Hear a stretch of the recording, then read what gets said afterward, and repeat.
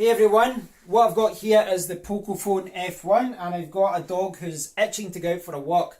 So I thought I would solve two problems, and what I would do is go out and walk Isa, take her a walk in the sunshine, and I'll show you what the Pocophone F1 can do as a camera. So I'm using it right now and I'm not going to play music, I'm not going to do anything like that.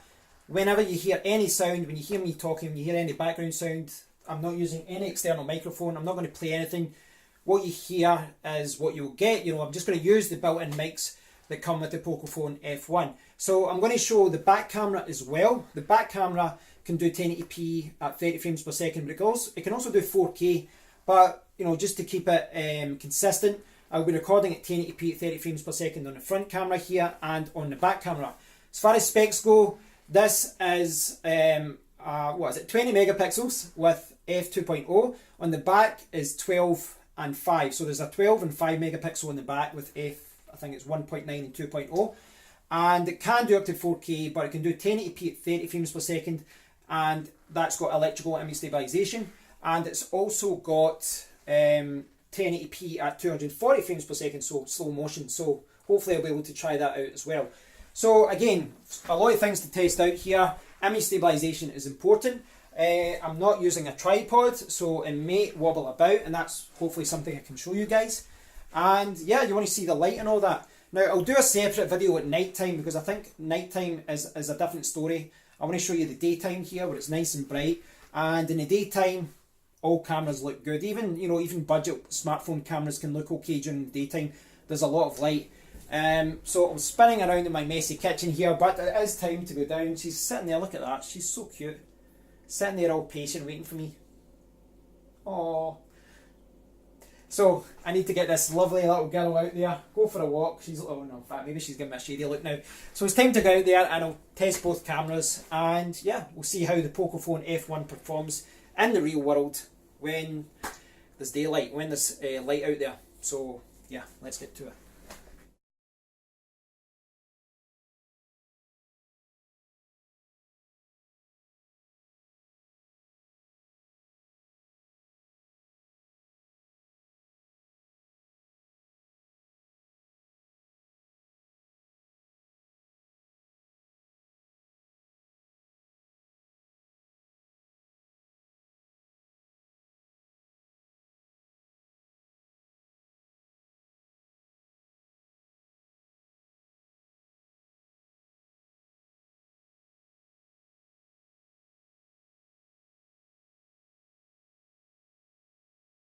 So this isn't the first day that I've tested this camera. I've actually had this phone now for about 4 or 5 days. I'll show some clips later. I was out in Glasgow on Saturday. I took a couple of videos, and it perhaps demonstrates what the camera can do in some different situations. But you can see here that it's kind of shaded here, but also half bright. It's kind of weird where I am just now. Is it?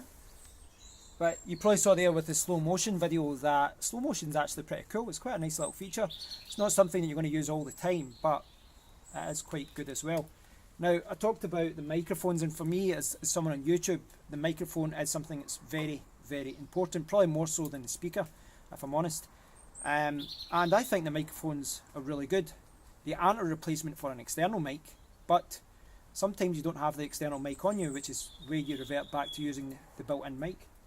And I think the built-in mics are quite good. But even if you do want to use an external mic, it's important to remember that this phone does have a headphone jack.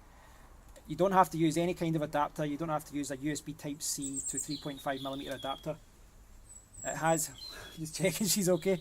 It's got a headphone jack built in, which, it's called a headphone jack, but it's also a mic jack, which means that I can put in any of my 3.5mm jacks, any of my Rode mics, my Shure mic. I can plug it in. I can plug in a lavalier mic very easily as well, and that will ensure that the audio is always pretty good. A lav mic is a very good addition, because what it means is that you can add a lav mic, and lav mics just wrap up quite small, and you can put it in your pocket and just carry it around with you at all times. So in addition to audio, as I said, the other thing you need to look out for here is image stabilization. And I'm holding this in my hand. I'm holding the phone in my hand, which is where you will get a lot more shaking. Now I could have brought a tripod, you know, I don't have a gimbal, but I could have brought a tripod to stabilise it a little bit. But I think most people, what they're looking for is how the phone copes when you're walking around with the phone in your hand. So previously I was using tap to focus, but now I've got it on continuous autofocus, and this phone's actually quite good at producing the bokeh effect in photos and in video. And you can see here, if I put my hand up here, it blurs out the background, so you can see eyes in the background there, goes out of focus a little bit. It's a little bit better in photos, but the continuous autofocus actually seems okay. And I'll go over to a leaf or something, try and show you a little bit better how it works. So if we go over to this tree here, and the autofocus isn't having any problems there, but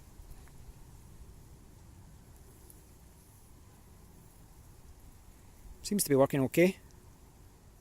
The short video mode allows you to record a video using the back camera for 10 seconds using one of 7 filters.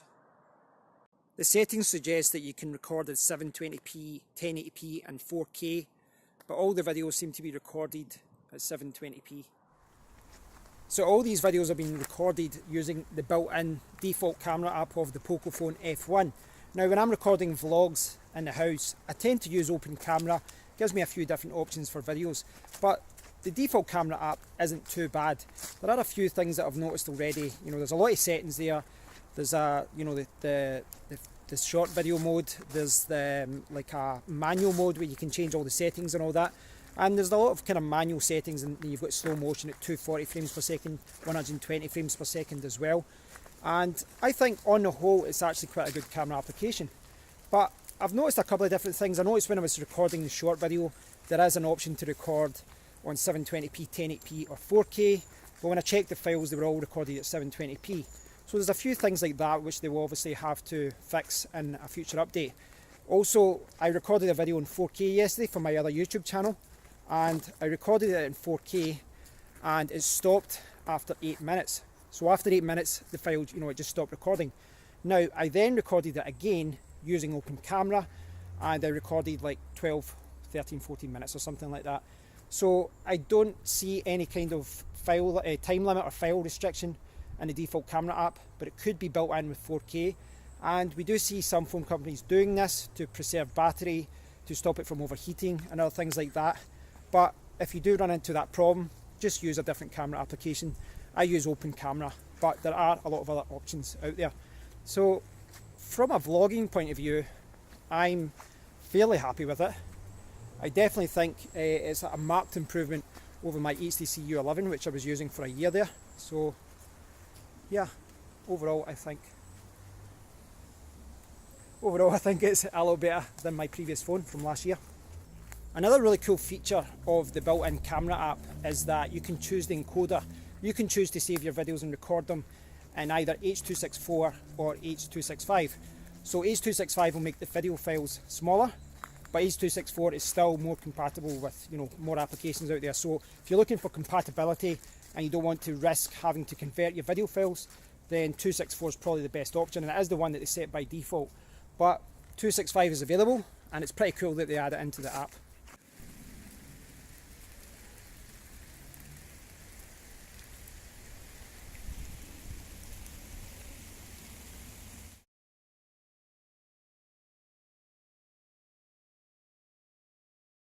The little clip that you just saw there was a time-lapse video, and this is a little feature that you can use 720p, 1080p and 4K, and it will do the opposite of slow motion. It's going to speed up your clip and it will show you everyone running around like that. It's actually quite a cool little feature. Again, not something you're going to use all the time, but if you're playing around with friends or you want to record your animals, or you're just trying to tell a different story, then it's another cool little feature that you can use. So the rain is coming on. It's time to get this lovely little girl home. Get her out the rain. I hope you have all enjoyed this video, guys. I'm not professing to be an expert on this camera yet, this phone. I've been using it for about 4 or 5 days, but I'm still playing around with it and I'm still finding out new features and new ways to use it. But I'd love to hear your thoughts on all this, guys. It is important to remember that all of these clips have been recorded using the default camera app. I have been using the built-in mics, and I have been recording in the daytime, which really does make a big difference. When you're recording at night time, the quality really isn't as good, and that is something you'll see when I record my nighttime shots. So thanks for watching, guys. Please let me know what you think about it in the comment area. From me and Isa, let me say goodbye. No, she's not. But from me and Isa, goodbye. Thanks for watching, and I'll speak to you all very soon. Cheers, guys.